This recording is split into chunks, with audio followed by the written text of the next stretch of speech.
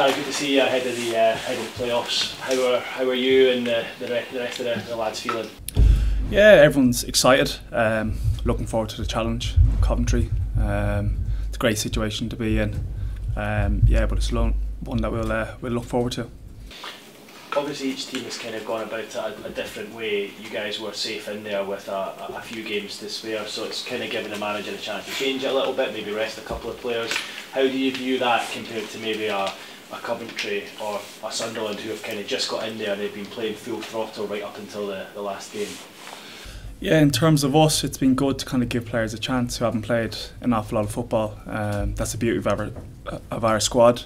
We've such kind of strength and depth, and it showed in the games that we played. But we have to kind of just think for ourselves over these next kind of couple of games and see where it takes us.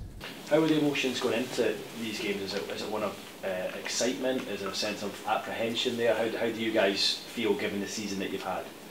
It's definitely excitement. Like going to a playoff situation, that's what you want to. That's where you want to be. 2 important games, and hopefully get into a playoff final afterwards. And I guess for you, that was one of the aims, one of the ambitions when you signed here last summer, was to give yourself a real chance of getting up next season and playing Premier League football. Yeah, that's like you said, one of the reasons why I came here. Massive club, should be in the Premier League when you look at it. The setup there is, but yeah, we'll look at it. We'll hopefully just give our best and see where it takes us. What has the club been like in general? The setup here, your teammates, everything around the place compared to sort of what you anticipated before you signed? I definitely didn't realise how big of a club it was, to be honest with you. Like the home fans, the away fans, just been exceptional since the first day I came here.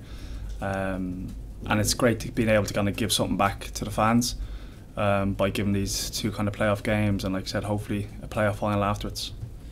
And it was obviously the previous manager who signed you, but since Michael's come in, what has he been like to work under, and what are the main things that he's changed? Because it's been a dramatic change since he arrived at the helm.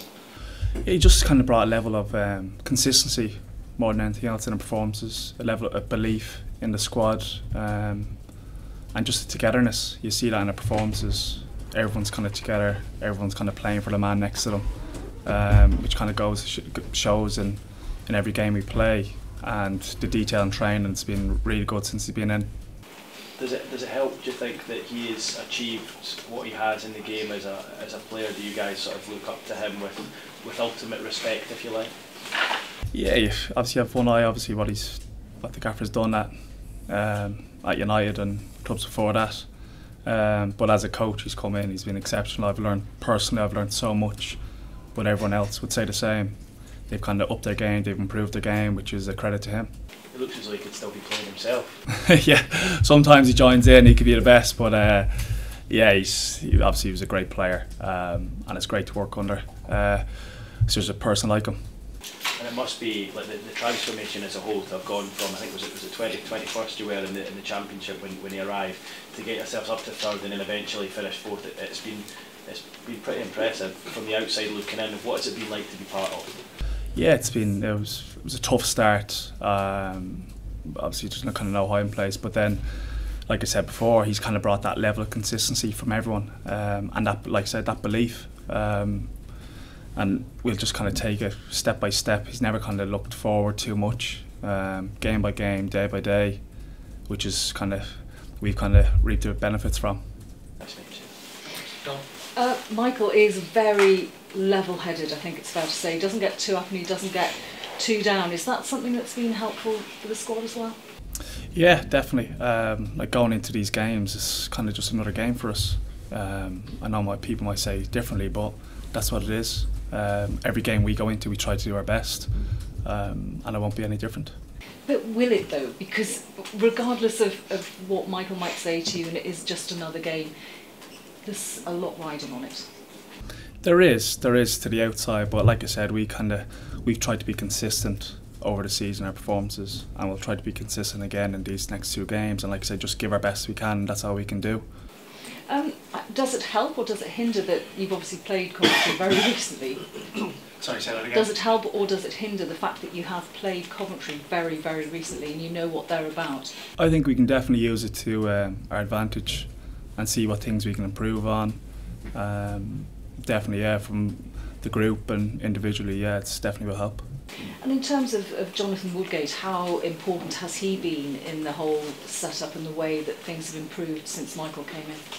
Yeah, he's been exceptional, especially defensively. The work he does with the back four, keepers, midfield players, been really good. The detail he goes into. Danksy as well as another coach he was a really top coach, and Fett's a goalkeeping coach. So all in all, like the coaching staff, the gaffer have been really, really good since they've been in. Have you dared to dream as a squad about next season in the Premier League yet? No. Like I said, it's just game by game, day by day. It might sound boring, but that's the way it is. We're only focusing on Sunday in Coventry away at 12 o'clock, and we won't be thinking past that whatsoever. You must be happy though that I suppose the second leg is at home. Yeah, but like I said, we're not thinking about it. We're only just thinking, like I said, just Coventry away at 12 o'clock, and then other than that, we can't kind of control anything else. Thank you. David? Darragh, you talked about the manager there and his playing career. He played in massive games, Champions League finals, FA Cup finals. What message has he been drilling into you this week in that respect about how to cope with these big run-off occasions? It just, like you say, it's just another game. It's just another game. Just go and show what we can do. Kind of do what he asked in terms of tactics and whatnot, and go and enjoy it. That's one thing he always, since day one, I remember the first meeting, he just says, enjoy the game. Enjoy playing football, enjoy taking the ball and passing the ball. So that's what I'll try and do and see where it takes us. Do you almost have to go into cup football mode for weeks like this? I don't think so, no. Like you said, it's just another game to us, and like we just kind of play our game, be consistent in our performances, and like I said, just see where it takes us. I know you don't want to look any further ahead than the weekend, but what would it mean to you to have a chance to play in the Premier League? It's every kid's dream. I haven't played personally in the Premier League myself. A few of the lads in the team have, so the team personally it'd be exceptional. It'd be great not only for the players but for the town, for the fans. That's what we do it for at the end of the day. So, but like I said, we'll only be focusing on Coventry on Sunday. Thank you. Have you got anything, Daniel? Yeah, no. Good for once. Just firstly, how has your personal preparation been going into these playoff games? Just the same old as I do in every game. Just try to prepare as best we can. Try and kind of keep on top of my game in terms of train as hard as I can throughout the week, and that's all you can do. Obviously, we've mentioned Michael Carrick and the environment he's created. Do you think that's sort of coercive to getting into the playoffs and having a winning mentality in the squad? Yeah, the environment that we're working in, everyone kind of wants to come in. People enjoy it. It's tough, don't get me wrong, it's very tough in terms of training and what we kind of put ourselves through during the week, but you don't really want it any other way, and you can kind of see in terms of performances where we've been and where we are now today. It's kind of shows in terms of the training and the preparation we do every single day. So we know how passionate North East fans are for their football. Is there anything you'd like to say to the supporters going into these fixtures? Just go and enjoy it and see where it takes us. Yeah, thank you. Peppers? Darragh, how much did not having this last season drive you on to make the move and want to get it? Because you could have stayed at Blackburn, you were very respected there, you were kind of loved there, club captain, etc, and yet you made the decision, no, I need something, a fresh challenge, whatever. What was not having the promotion in the playoffs a real drive to make that move?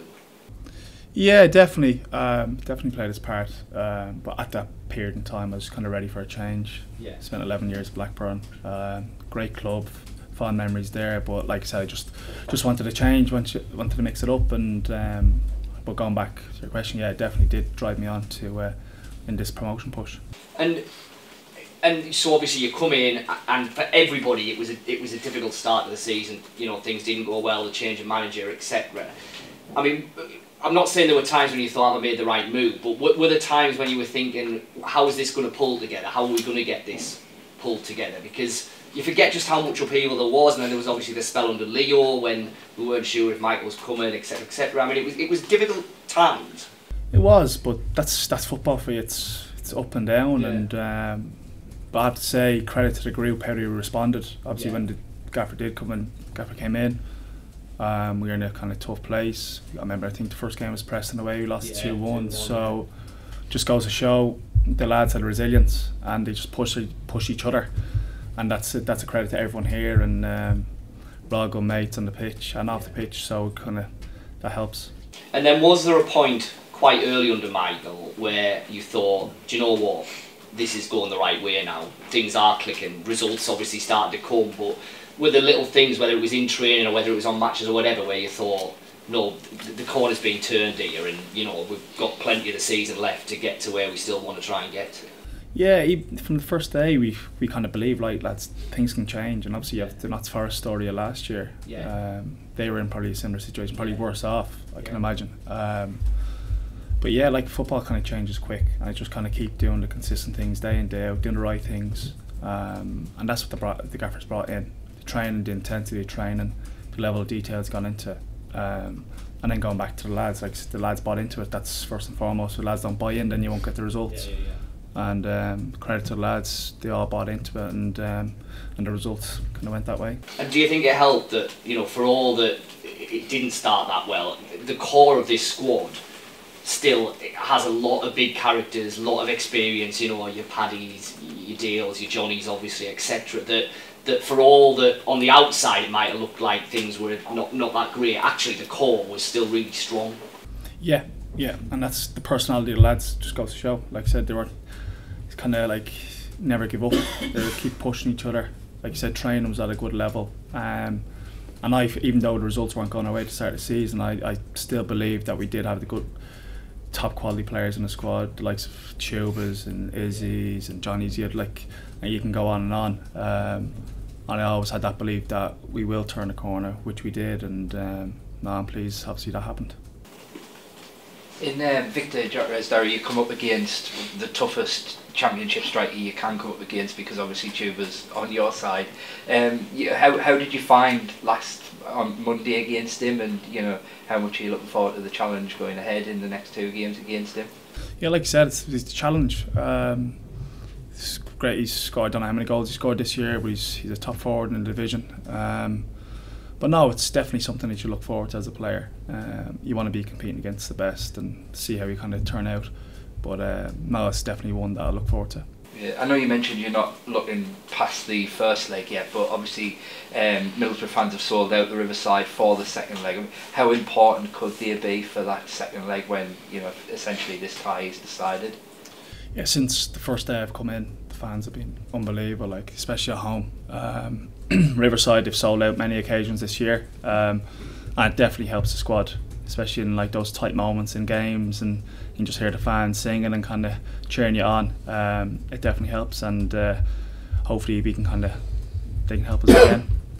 Just finally from me, these last 3 games you've known, you know, what your fate was, essentially playoffs was settled. How tough has it been to still keep going in those 3 games, particularly when, you know, you've seen teammates dropping with injuries and things like that? Has it been quite tough to keep going?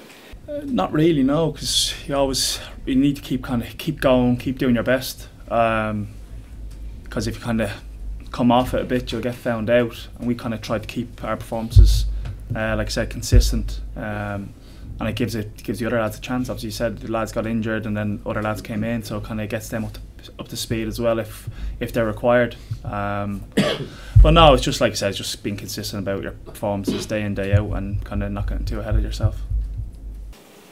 How do you describe Michael's managerial style? Is he really hands-on, or does he talk to the players a lot? Or how does he compare with the other managers that you've worked with? In terms of himself, yeah, he's definitely very hands-on. In terms of tactically, he's always doing bits for the squad, and then outside of football, it's come and speaking to you, see how everyone is. Yeah, and I've only had a few managers throughout my career, but yeah, he's definitely, like, for his first managerial job, full-time managerial job, he's been unbelievable to work under.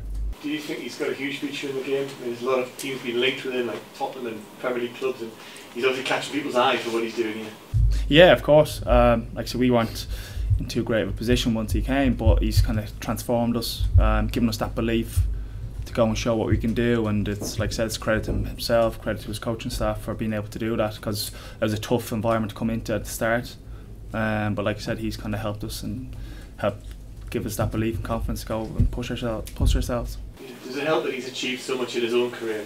Multiple titles and cups, and he's just out of the game really in terms of being a player. So it must be quite good to have a leader like that who's done it all. Yeah, definitely. And for us as players to learn and improve from his experiences, and he can kind of use those experiences to help us, especially in these next couple of games. Gaffer's been involved in many big games throughout his career, and even this week he's kind of given us pointers to kind of keep mentally focused and don't kind of think too far ahead of it. Yeah. What pointers did he give him? Can you give any little insight? Just like I said before, I probably sound boring now, but like, just think of Sunday. Don't just do your preparation for the game and don't look past that. Thank you. I'm going to choose my choice of words carefully. How does it feel to be one of the more experienced players in the? I appreciate that. Yeah, it's good. It's good. It's a great group of lads here since I've been in day one. But not only myself, there's kind of, you have the likes of Johnny, Tommy's come in, Crooksy, Dale, there's just so many players, experienced lads, played an awful lot of football. And yes, you can kind of learn from one another, learn from each other. Like I said, about learning from the Gaffer's experiences, you can kind of learn from other players' experiences who've been here, who've done this before. So it's it's a great group to be involved in. And is it that good? Is that the kind of the secret of the success in a way? You've got that blend of sort of young, exciting potential and those wise old heads. Because let's face it, they do need a bit of guidance sometimes. These younger people. Yeah, and then those lads, in terms of the younger players you're talking about, they can change a game in a blink of an eye. But like I said, it's you help each other out. That's what it's a team. That's what a team is about: helping each other, playing for the man next to you, and kind of giving your all.